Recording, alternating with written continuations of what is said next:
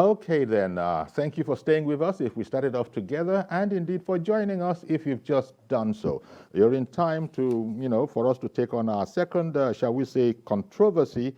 I don't know if one can use that word now because now the court has, finally, Governor Umahi has won the ticket that he wants for the Ebonyi South Senatorial District.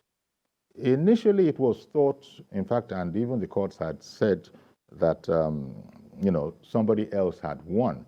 But now we have a different situation, and we have Mr. Chuks Oko to speak with us about it. Chuks Oko is the special advisor on media and strategy to the governor in Ebonyi State. A fine morning to you, Mr. Oko. Good morning, Larry. Yeah.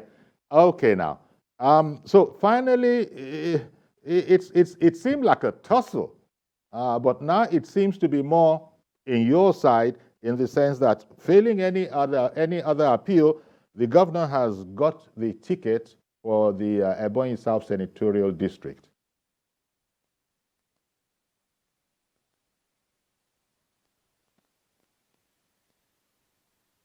I was thinking, well, Mr. Oko, I thought we sorted this out, but it looks like it's still dogging us, this particular aspect. If you can hear me, we're looking at the situation where the governor, the sitting governor, is also interested in a Ebonyi South Senatorial ticket. It was thought that he had been defeated within the party, but now it appears that that is not the case because in the election that was conducted on Friday, I believe, yeah, he has won that election now, and so we're high and dry. But we do need to speak with Mr. Oko about it, Mr. Chuks Oko. It looks like there's a gremlin, one of those gremlins that constantly bedevil our audio from time to time. Mr. Oko, can you hear me?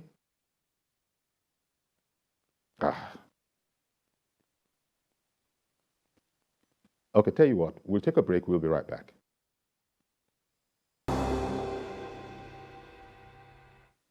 Okay, welcome back. So sorry about that delay. We're back now, and from the PDP, in Delta State, we'll cross over now to Ebonyi, where it is APC that is having its.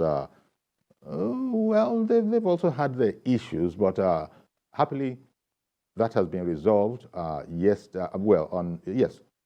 Following an election, that was. The head of the APC, election committee, Professor Emmanuel Aide, he pronounced that indeed all the conditions had been satisfied, and that Governor David Umahi had won that particular election. So he therefore is the candidate, the aspirant that has become the candidate of the PDP for that South Senatorial, that is Ebonyi South Senatorial ticket of APC. So here we are, and we are able to speak with Mr. Oko. Can you hear me? Yes, I can hear you. Oh, okay.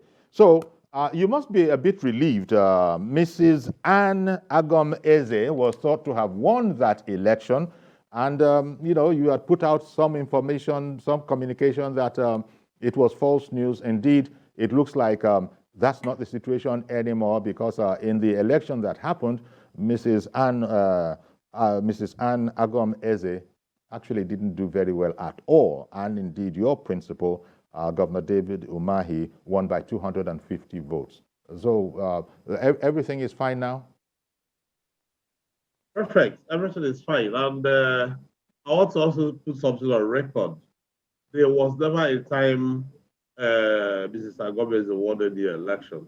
The first election was between Austin Umahi and Agomez, and it was very, very clear. 4 votes against 200 and something votes. So that was the nearest you could have come to winning any election. The one you're talking about is you're talking about INEC publishing list of candidates that should have had Governor Umahi's name as a candidate for the APC for Ebonyi South Senatorial Zone. When that list came out and his name was not there, we waited. The law says 14 days from the day it was published, that list was published. If you don't go, if you don't do anything about it, it's banned. So on the 13th day, we went to court to say, hi, well, our name was supposed to be on this list, but it's not there. How come we wanted the court to compel Aide to list our name because all the conditions had been satisfied? Around that time, there was this confusion. A lot of people thought that the candidate is an aspirant because up till that point, all Governor Umahi was an aspirant in the presidential primaries of the APC. He was never a candidate. But the court, in his own wisdom at that time, INEC, in his own wisdom at that time, felt his name shouldn't be on the ballot. So he was almost at the point of judgment that Mrs. Agobeze approached the court and said, please join me in that his suit, hoping, of course, that if the court says candidate is an aspirant now, that she could benefit from it. But the court did not even grant that request. All the court said is go back and conduct a fresh primary because there were a lot of issues about the people who had participated in the earlier primaries, including Mr. Gomez herself. A lot of issues, a lot of facts were hidden from the court. It's because the court would just have gone ahead to say, yes, list Governor Umahi was really elected because a valid primary was conducted when he won. So, but when this didn't happen and the court said, go back to the field, we said, perfect, we're going back to the field. But be it known to everybody that the grounds on which the judgment was pronounced was faulty because a lot of false documents were presented in court. For instance, there's evidence that on the 9th of June, Mrs. Agobeze had written a resignation letter withdrawing from everything about that election. So which she was to deny. She was to deny that fact. Well, denial or not, her signatures are there, and one of them was even deposed to the High Court. So I don't know about denials. That is why we know for sure that some other people who are not connected with this business were trying to force her into those actions. Because if, for instance, the court says you cannot do anything, the law is very, very specific. Section 285 of the Constitution, subsection 9, says that any action you partake in, if you want to protest against it, you must do that within 14 days. And the Supreme Court went ahead, in Bello Yusuf, I don't know, I might not be putting the exact laws, but the Supreme Court affirmed it, that even if it's on the 15th day that you wake up, and it doesn't matter how you heard of it, whether you heard of it 2 weeks after it happened, 1 month or 1 year after, the law is the law, that anything that happens within and beyond 14 days is null and void. So how come we are coming almost 2 months after the action for someone to say, I'm joining you? So the court of law in the first place should have entertained it. It should have agreed for her to be part of the suit because technically he was no longer part of the process. But all the same, they did say he can be part of it, and now went ahead to say, everybody, return to the status quo. Let a fresh election be conducted. And to the glory of God, that election held yesterday, and the governor convincingly, overwhelmingly, landslidely convinced everybody that he is the candidate of the party. Indeed. No longer a controversy. Of the possible votes, the 275 possible votes, the governor scored 250.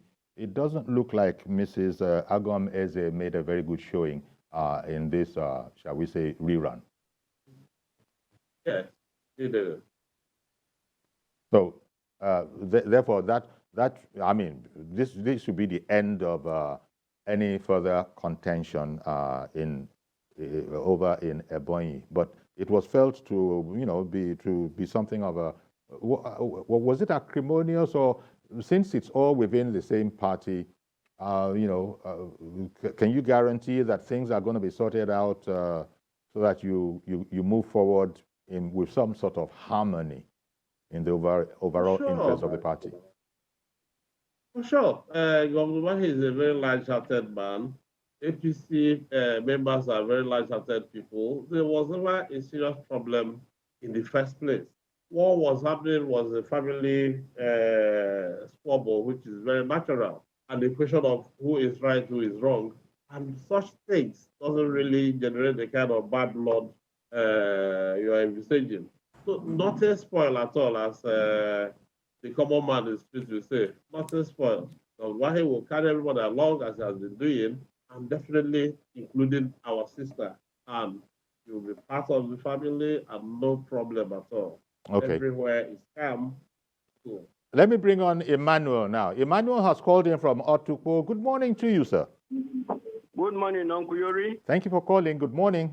Greetings to your guest in the studio. Indeed. Well, he's remote. Actually, he's calling from We will Ebonyi. continue to have all this ururu, abracadabra, and this confusion unless we reduce the amount of money involved in Nigerian politics. There's so much money to grab, and there is so much desperation and greed. This Dave Umahi also wanted to contest presidency. Now he switched sharply to it. Just like Ahmed Lawan, the Senate president, who wanted presidency, and also is contesting what is the seat of another person now. We have to play politics with some level of decency. So many of these our politicians are now drifting to the class of political scavengers. And it's not good. In fact, this dangerous trend started when Obasanjo's second tenure. He said that politics was a do or die affair. Then when Buhari was coming in at his fourth trial, he warned that dogs and baboons will be soaked in blood. Are you shocked that Jonathan quickly surrendered the victory to him? And then when of recent, Tinubu also warned that he is now ready to. So we cannot continue this kind of desperation. Our politics will be loaded with this kind of nonsense. All right, unless our politicians play with some level of decency. Okay, Manuel, thank you very much for calling in. Mr. Oko, well, if you are going to, that was a commentary. But in particular, the whole matter about Governor Umahi wanting to be president, and when that fell through, now wanting to be senator, and some people have an issue with that.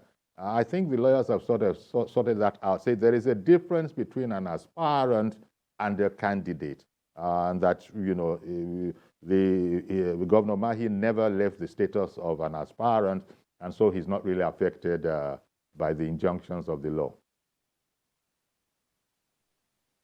Yeah, he never was in the first place. Like I said, it was a misinterpretation of the relevant sections of the law. But even addressing what Emmanuel was talking about, what is wrong with people asking somebody they love to come and serve them, and he accepting to do that?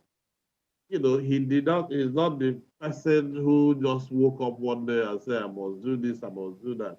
Remember that in the presidential election, he was a candidate to beat. If you want to do one-on-one analysis of what all the candidates are bringing to the table, you need to come to Ebonyi State to see what one man did in so short a time.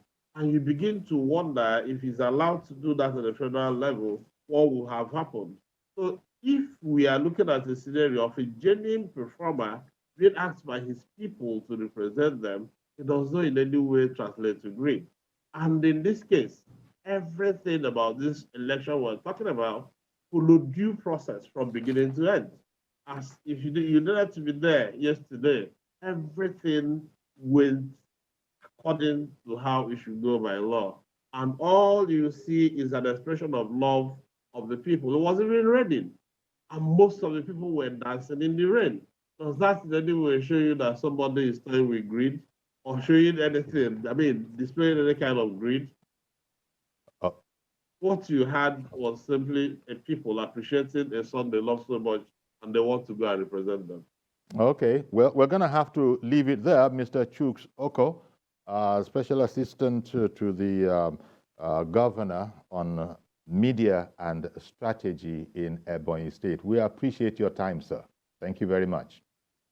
Okay. Thank you. Indeed. So that's our program today then. Contentions in two sides, two states.